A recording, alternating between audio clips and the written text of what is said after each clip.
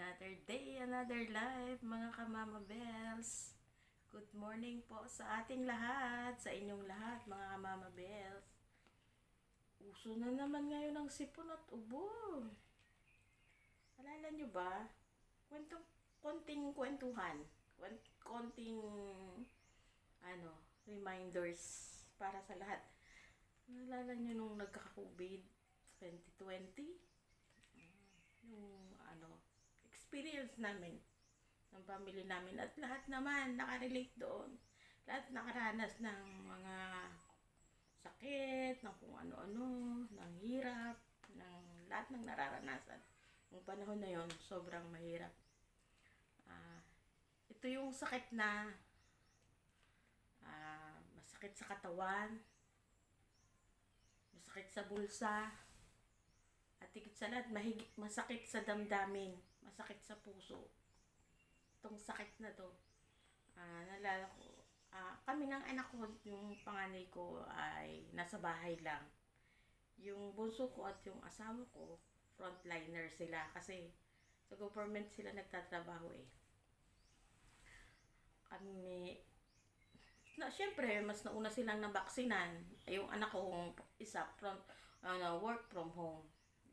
Sila, may vaccine na yung dalawa, kami wala pa.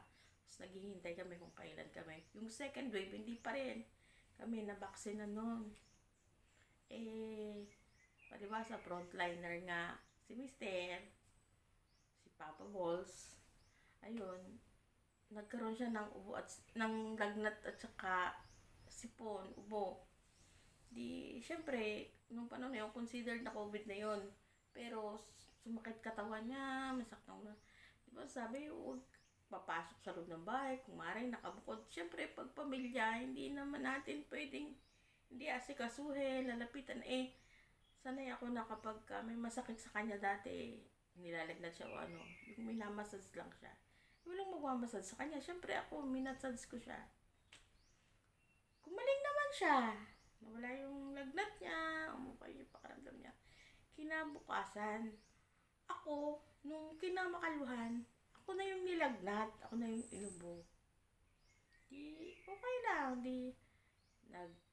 nung nag-38 na yung lagnat ko, nagpa-online check-up na kami, kasi nilalagnat na nga ako.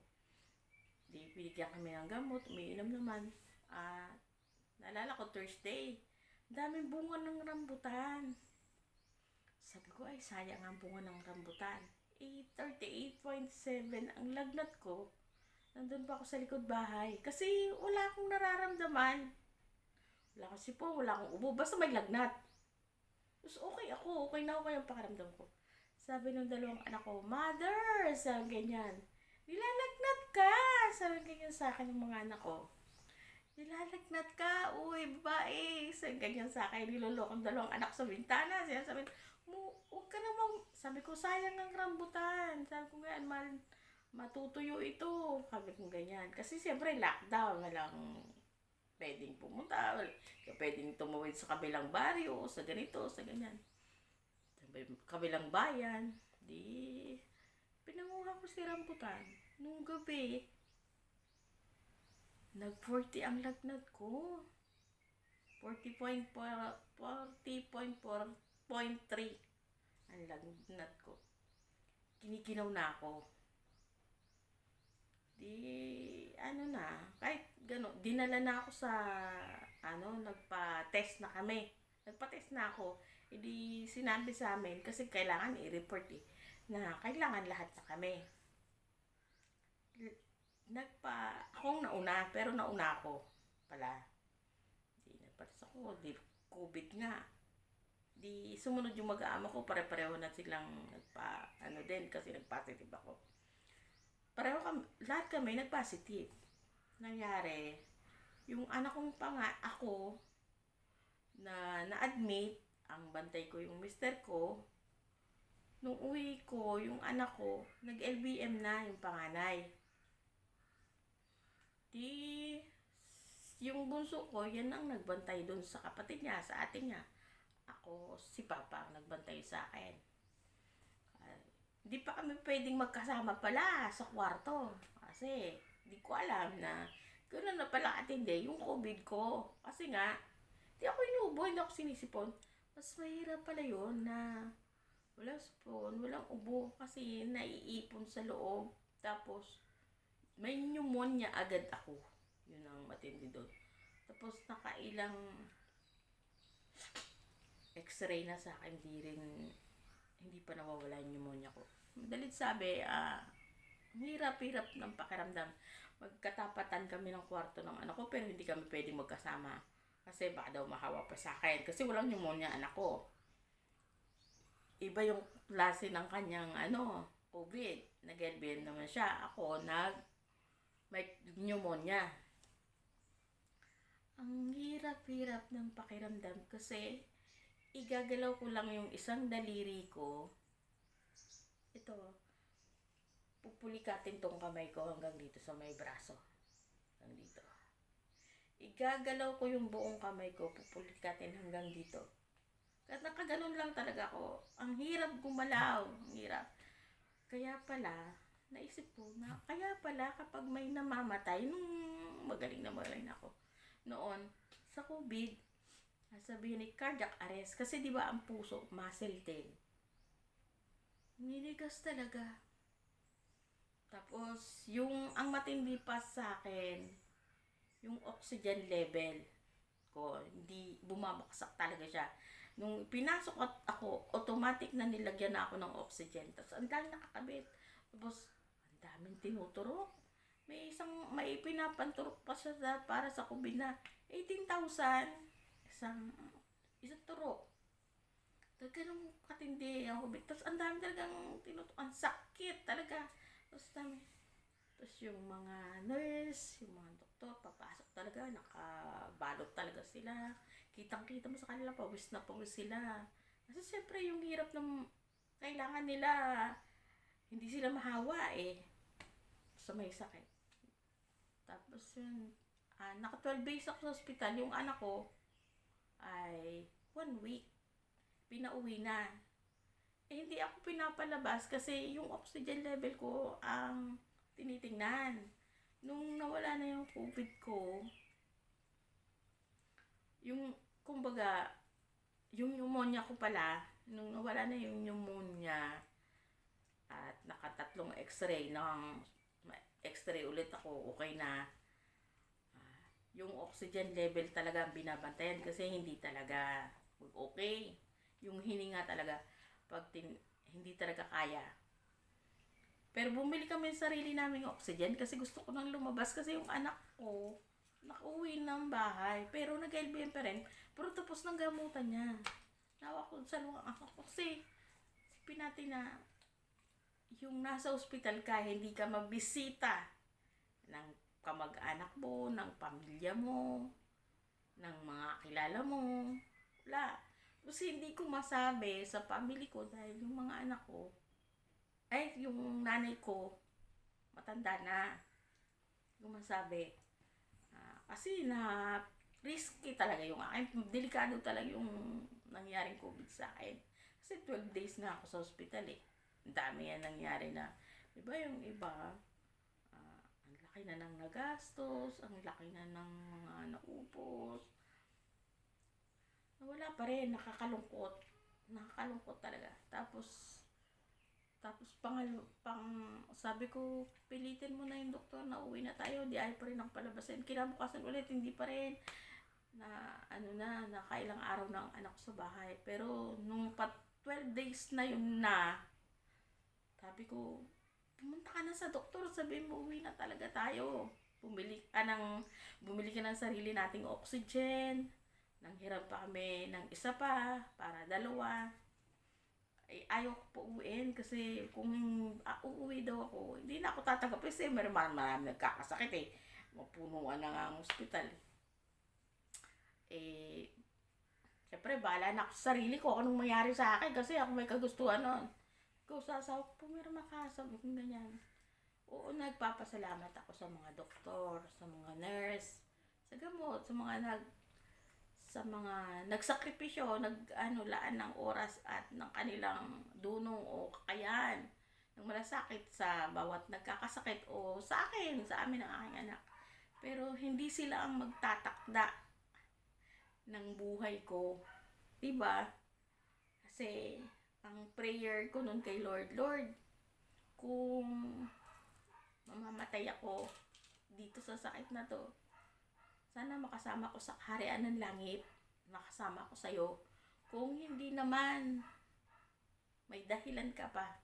May purpose ka pa sa akin para mabuhay ako. Kami ng anak ko.